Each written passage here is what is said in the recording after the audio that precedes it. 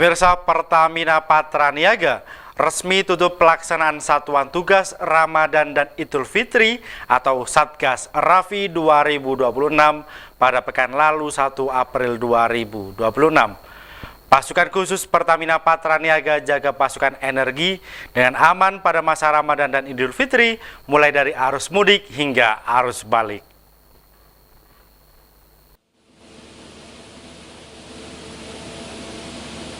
Pertamina Patraniaga resmi tutup pelaksanaan Satuan Tugas Ramadan dan Idul Fitri atau Satgas Rafi 2026 pada pekan lalu. Pasukan khusus Pertamina Patraniaga jasa pasokan energi dengan aman pada masa Ramadan dan Idul Fitri mulai dari arus mudik hingga arus balik. Pada masa arus mudik dan arus balik, perjalanan masyarakat Jatim terpantau aman dan lancar. Begitu juga dengan angka kecelakaan yang mengalami penurunan dibandingkan tahun sebelumnya, menurut data yang dilansir Polda Jatim. Selain pengaturan lalu lintas yang patut diapresiasi, sejumlah peran pendukung seperti sarana beristirahat dan ketersediaan energi memegang peranan penting dalam berkurangnya resiko kecelakaan.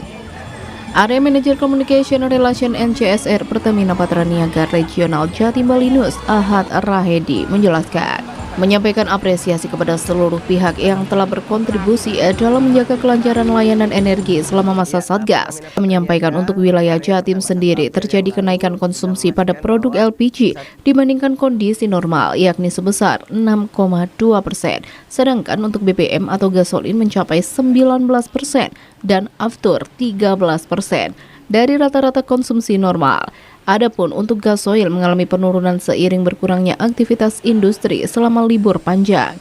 Satgas Rafi 2026 yang berlangsung sejak 9 Maret lalu bertugas memastikan distribusi energi tetap aman dan lancar di seluruh wilayah kerja Pertamina, termasuk Jatim, khususnya selama momen Ramadan dan Idul Fitri yang identik dengan peningkatan konsumsi. Ahad Rahedi menambahkan bahwa ketersediaan stok BBM, LPG, dan aftur selama masa Satgas terjaga dalam kondisi aman dengan ketahanan stok yang bervariasi mulai dari 8 hingga 15 hari tergantung produk dan wilayah. Ya, Pertamina Patraniaga kemarin pertanggal 1 April yang lalu sudah memastikan bahwa Satgas Ramadan Idul Fitri tahun 2026 ditutup. Namun kami terus memantau ketersediaan stok energi bagi masyarakat di seluruh wilayah. Dan dapat kami sampaikan bahwa pelaksanaan Satgas Ramadan dan Idul Fitri di tahun 2026 ini berlangsung dengan aman, lancar tanpa kendala dengan pemenuhan kebutuhan energi masyarakat sepanjang pelaksanaan Satgas. Baik mulai dari jelang masa bulan suci Ramadan, selama bulan suci Ramadan, jelang Hari Raya Idul Fitri, arus mudik dan arus balik dapat terselenggara dan pemenuhan energi untuk masyarakat dirasa cukup. Untuk wilayah Jatim Balinus, mulai dari produk LPG mengalami peningkatan di seluruh wilayah, termasuk wilayah Nusa Tenggara Timur yang sudah mulai menggunakan produk LPG non-subsidi. Peningkatan tersebut sebanyak 6,2% untuk wilayah Jawa Timur, 3,8% untuk wilayah Provinsi Bali, 7,9% untuk wilayah NTB, dan 27% tersendiri untuk wilayah NTT pada khususnya. Kemudian untuk BBM jenis gasolin mengalami peningkatan sebanyak 9% untuk wilayah Jawa Timur, 9,2% untuk wilayah NTB, dan 5% untuk wilayah NTT. Untuk aftur, sama halnya dengan produk BBM gasolin, mengalami kenaikan di wilayah Jawa Timur sebanyak 13%, untuk wilayah NTB peningkatan sebanyak 27%, dan wilayah NTT sebanyak 8%. Sedangkan untuk wilayah Bali, konsumsi gasolin dan aftur pada masa Satgas Ramadan Idul Fitri ini mengalami penurunan masing-masing. Untuk gasolin sebanyak 6,2% turunnya, sementara untuk aftur sebanyak 10%. Seiring dengan penurunnya jumlah pemudik di Bali ataupun masyarakat yang berwisata ke wilayah Bali karena seiring dengan perayaan Hari Raya Nyepi. Terakhir, untuk produk BBM gasoil sendiri, yaitu Dexlite dan juga Pertamina Dex, untuk wilayah Jatim, Bali, dan juga NTT mengalami penurunan namun tidak signifikan. Sementara untuk wilayah NTB sendiri mengalami sedikit kenaikan 1,2% untuk produk BBM gasoil. Selama masa Satgas Rafi 2026, Pertamina Patraniaga Regional Jatim Balinus memastikan kesiapan infrastruktur distribusi di Jatim melalui pengoperasian 6 terminal BBM atau full dan integrated terminal, 1016 SPBU, 33 SPBUN, 969 agen LPG, dan 6 aviation full terminal. Operasional ini dikendalikan melalui sistem monitoring yang aktif selama 24 jam penuh. guna memberikan kenyamanan kepada masyarakat. Pertamina Patraniaga juga menyediakan layanan tambahan bagi pemudik dengan menghadirkan Serambi My Pertamina, dan untuk masyarakat Jatim patut berbangga karena Jatim menjadi satu dari 2 wilayah yang terpilih di Regional Jatim Balinus, yakni di SPBU Kilometer 66A Malang Pandaan dan Bandara Juanda. Serambi ini menarik perhatian tersendiri dengan beragam fasilitas serba gratis yang ditawarkan, mulai dari area beristirahat, nursery, barbershop, mini klinik, area bermain anak, porter gratis, dan beragam promo menarik, salah satunya tukar poin My Pertamina dengan merchandise. Dari Malang Raya, Akbar ATV melaporkan. Kota Wahyu Hidayat melantik sekaligus memberikan pembinaan kepada pengurus Asosiasi Sistem Penyediaan Air Minum Kota Malang sebagai upaya memperkuat pengelolaan air bersih yang profesional dan berkelanjutan. Kegiatan tersebut digelar di ruang geraha utama DPU PRKP Kota Malang pada Senin 6 April 2026.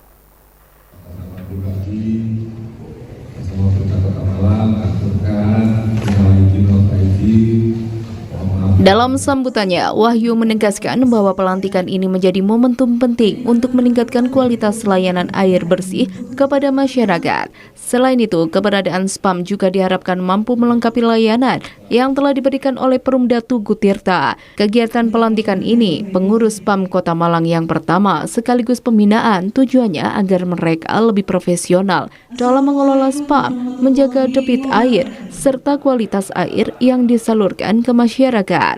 Ia menambahkan pembinaan terhadap pengurus SPAM merupakan agenda rutin pemerintah daerah guna meningkatkan kapasitas pengelola. Profesionalisme dalam manajemen menurutnya menjadi kunci agar pelayanan air bersih dapat berjalan optimal dan berkelanjutan. Saat ini tercatat sebanyak 47 SPAM aktif beroperasi di Kota Malang. Keberadaan SPAM dinilai strategis karena mampu membantu memenuhi kebutuhan air bersih, khususnya di wilayah yang belum sepenuhnya terjangkau layanan Perumda. Terkait keluhan pengelola mengenai pajak air bawah tanah, Wahyu menyebut pihaknya masih melakukan kajian agar kebijakan yang diambil tetap sesuai regulasi serta memberikan kepastian bagi para pengelola. Lebih lanjut, ia menegaskan bahwa keberadaan SPAM atau HIPAM tidak akan mengganggu target pengelolaan air bawah tanah selama dikelola secara profesional dan tetap menjaga kelestarian lingkungan. Selama dikelola dengan baik dan menjaga lingkungan, SPAM ini justru membantu. Hal ini bersifat saling melengkapi dengan Perumda Tugu Tirta dalam melayani kebutuhan air masyarakat. Sehingga pilihannya rutin. Saya ini juga yang kedua, memberikan di sini kemarin pada saat pengurus yang lama. Ini untuk memberikan satu binaan agar mereka lebih profesional mengelola SPAM. Kemudian yang kedua juga bisa menjaga terkait dengan debit air dan kualitas air yang ada. Pemilihan ini akan yang sangat penting agar profesional dan juga pelayanan pada masyarakat untuk melengkapi dari pelayanan yang sudah dilakukan oleh Perumda. Sementara itu, Kepala Bidang Cipta Karya DPU PR PKP Kota Malang, Ade Herwanto menekankan pentingnya pembinaan bagi pengurus SPAM, terutama dalam menjaga keberlanjutan sumber daya air. Ia mengungkapkan rata-rata sumur HIPAM memiliki kedalaman 200 hingga 250 meter. Oleh karena itu, pembatasan pengeboran sumur baru menjadi salah satu langkah penting untuk menjaga ketersediaan air di masa depan. Dari sekitar 50 titik SPAM yang pernah ada, saat ini tersisa 47 yang masih aktif. Beberapa di antaranya berhenti beroperasi akibat sumber air yang mengering. Kedepan, optimalisasi SPAM akan difokuskan untuk melayani masyarakat berpenghasilan rendah atau MBR, sementara layanan lainnya tetap ditangani oleh Perumda Tugu Tirta. Pemerintah Kota Malang juga akan memperkuat regulasi melalui peraturan daerah dan peraturan wali kota guna mengatur mekanisme operasional serta pembiayaan SPAM secara lebih terstruktur. Dari Kota Malang, Vicky ATV melaporkan. Pemirsa, Desa Ngenep, Kecamatan Karangploso, Kabupaten Malang, mempunyai wisata edukasi, yakni Sumber Umbulan. Saat ini akan dimanfaatkan sebagai wisata edukasi dan wisata kuliner yang akan menjadi suatu badan usaha milik desa.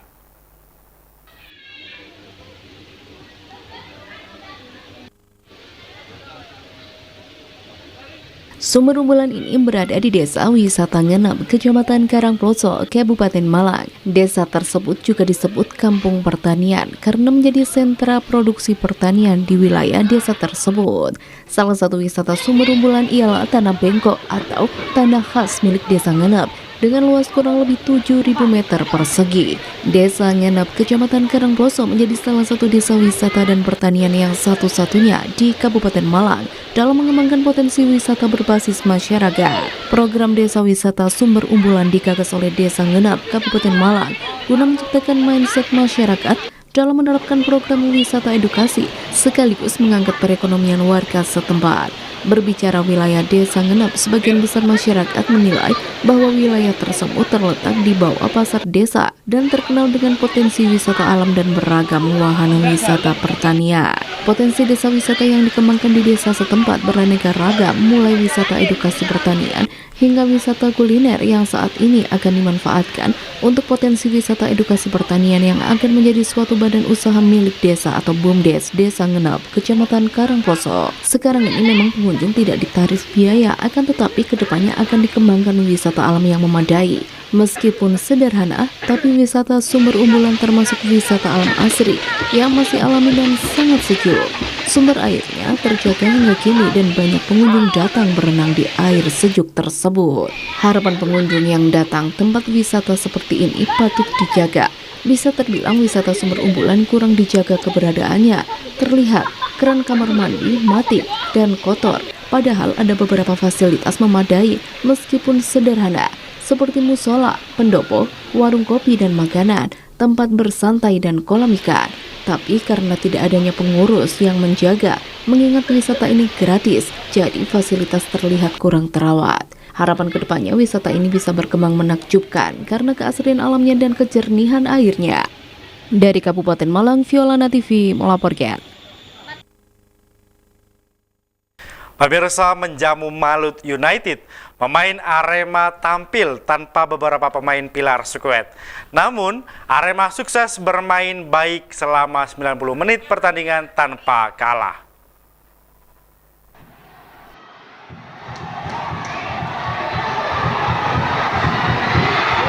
Menjamu Malut United, pemain Arema tampil tanpa beberapa pemain pilar skuad. Namun Arema sukses bermain baik selama 90 menit pertandingan tanpa kalah. Bermain di Kanjuruhan, Arema bermain lepas sejak menit pertama. Penetrasi serangan menjadi andalan Singoedan. Gol pembuka tercipta berkat gol bunuh diri dari Nilson Junior di menit ke-26. Sayangnya dibalas penalti David Da Silva di menit ke-42. Pelatih mengaku senang dengan performa Singoedan selama 90 menit. Sayang beberapa peluang gagal dikonversi menjadi gol. Atas hasil ini Arema berasa di peringkat 11 klasemen sementara Superliga. Sedangkan Malut United di posisi 4 klasemen sementara. Jogo difícil, pegamos o quarto colocado da liga, um time muito forte, com jogadores individualmente muito fortes, mas eu saio orgulhoso do meu time, saio orgulhoso porque estavam sem 7 jogadores, 6 que não tinham titulares, mas orgulhoso do meu time, dos meus atletas, porque cumpriram exatamente aquilo que foi treinado e merecemos a vitória. Jadi Malut posisi 4, pemain kualitas semua, tapi pun senang karena Arema ada 5-6 pemain asing yang bisa main. Jadi terima kasih untuk pemain semua pemain untuk kerja keras apa ikut latihan. Mereka ikut, jadi sukses.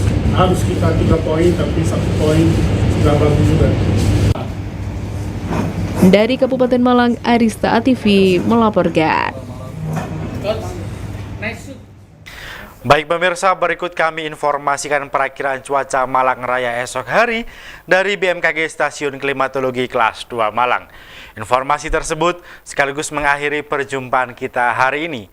Mewakili seluruh kerabat kerja yang bertugas, saya Sofal Huda mengucapkan terima kasih atas kebersamaan Anda dan sampai jumpa.